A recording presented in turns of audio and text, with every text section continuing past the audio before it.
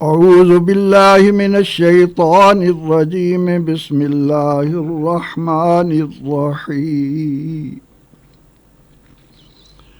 وجعلنا بینہم وبین القری التی بارکنا فیہا قرى ظاہرۃ وقدرنا فیہا السیر سیروا فیہا لیالی وایاما آمنین فقالوا ربنا باعث بین اسفارنا وظلموا انفسهم فجعلناهم احادیث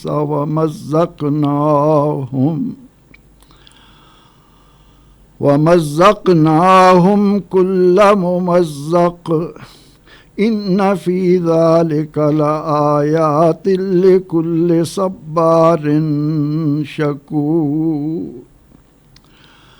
ولقد صدق عليهم إبليس ظنه فاتبعوه إلا فريقا من المؤمنين وما كان له عليهم من سلطان إلا لنعلم من يؤمن بالآخرة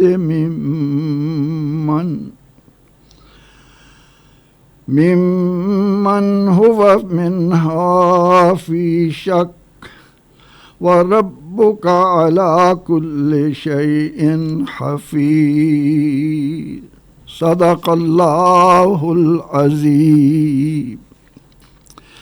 ان آیات کا ترجمہ یہ ہے، اور ہم نے ان کے اور بابرکت بستیوں کے درمیان کتنے ہی اور شہر بنا دیے اور انہیں مقررہ فاصلوں پر رکھا کہ ان میں رات دن امن کے ساتھ آؤ جاؤ۔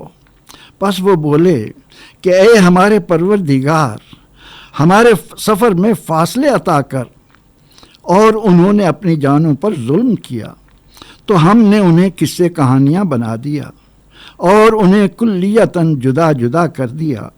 یقیناً اس میں ہر صابر و شکر گزار کے لیے واضح نشانیاں ہیں۔ اور یقینی طور پر ابلیس نے ان کے متعلق اپنا گمان سچ کر دکھایا، اور اہل ایمان کی ایک جماعت کے سوا سب اس کے پیچھے لگ گئے، اور شیطان کا ان پر کچھ بس نہ تھا مگر محض اس لیے کہ ہم دکھا دیں کہ کون آخرت پر یقین رکھتا ہے اور کون اس کے متعلق شک میں مبتلا ہے، اور تیرا پالنہار ہر شے پر نظر رکھے ہوئے ہے۔ ان سے پہلے کی آیات میں بتایا گیا کہ بندوں پر اللہ کے انعامات ان کی ناشکری کی بنا پر چھن جایا کرتے ہیں۔ اب ان آیات میں تعلیم دی جا رہی ہے کہ جب انسان کو فراخی و آسودگی نصیب ہوتی ہے تو وہ برائیوں کی طرف مائل ہو جاتا ہے، اور شیطان کی وجہ سے وہ ظلم کا ارتکاب کرنے لگتا ہے۔ قوم سبا کی بربادی کے مزید اسباب کا ذکر ہو رہا ہے کہ جب ان پر اللہ کا کرم تھا، پانی کی وافر دستیابی اور چاروں طرف پھلوں پھولوں سے لدے پھدے باغات، اسی طرح خوشحالی کے اس تناظر میں تھوڑے تھوڑے فاصلے پر شہر اور بستیاں آباد ہوئیں، اور قوم سبا کے لوگوں کے لیے سفر ہر قسم کی دشواریوں اور تکالیف سے مبرہ ہو گئے۔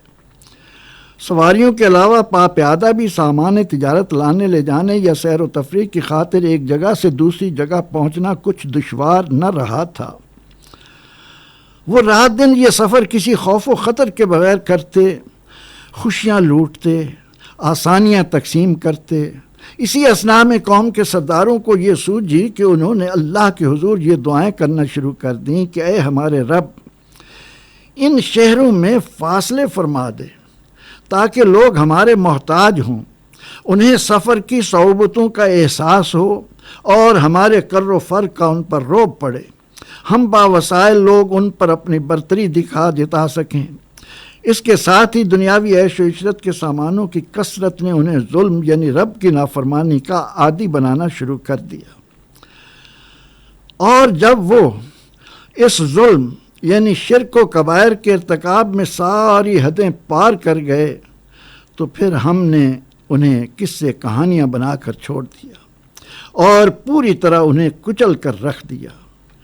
قوم سبا کے یہ سچے اور وقوع پذیر قصے ہر اس شخص کے لیے مینارہ ہدایت و نشانی ہیں جو ہر حال میں اپنے پروردگار سے اپنے تعلق کو مضبوط سے مضبوط تر بنائے رکھنے میں صبر و شکر کی عظیم روایات قائم رکھتا ہے۔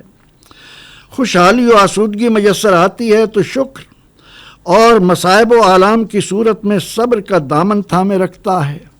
ساتھ ہی اولاد آدم پر واضح کر دیا کہ انسان ظلم کے راستے پر چلنا کیوں شروع ہو جاتا ہے۔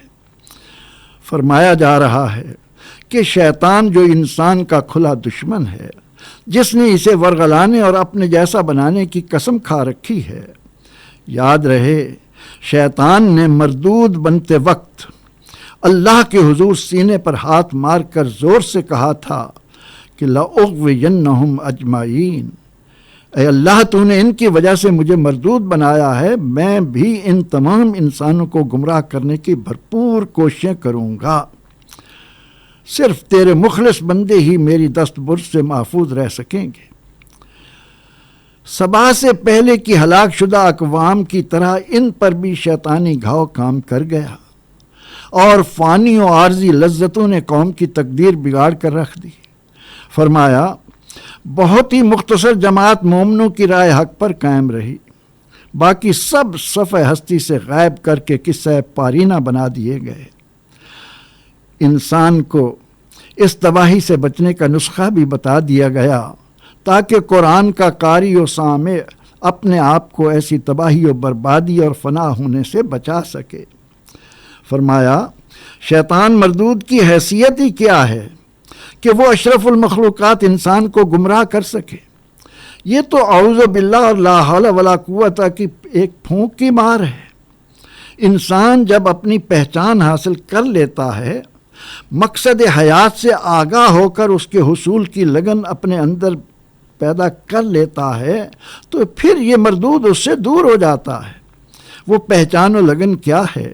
اس کو یہاں بڑے خوبصورت پیرائے میں بیان فرمایا کہ وہ ہے آخرت پر پختہ یقین۔ کتنی صراحت کے ساتھ قرآن نے بیان کیا کہ دنیاوی زندگی تو محض لہو و لعب یعنی کھیل تماشا ہے، حقیقی زندگی تو آخرت کی ہے، جہاں کسی طرح کا زوال یا کسی نعمت کے کم ہونے یا کھونے کا تصور ہی نہیں۔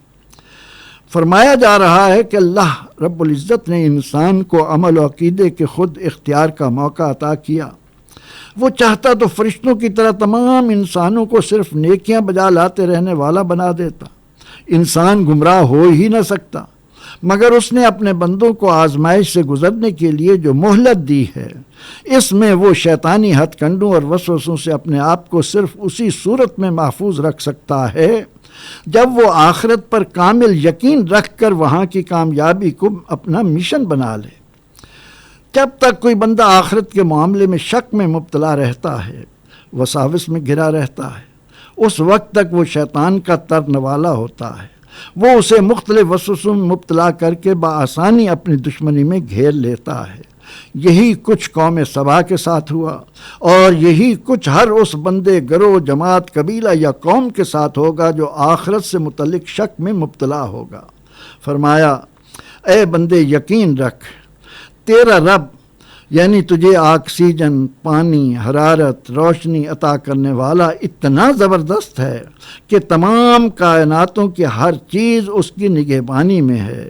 ایک ایک ذرے کے برابر کی گئی نیکی یا برائی کو وہ خوب خوب جانتا ہے۔ الہ العالمین ہمیں آخرت پر کامل یقین رکھنے والا اور شیطان کے شر سے بچنے والا بنا دے۔ آمین۔ وآخر دعوانا ان الحمد للہ رب العالمین۔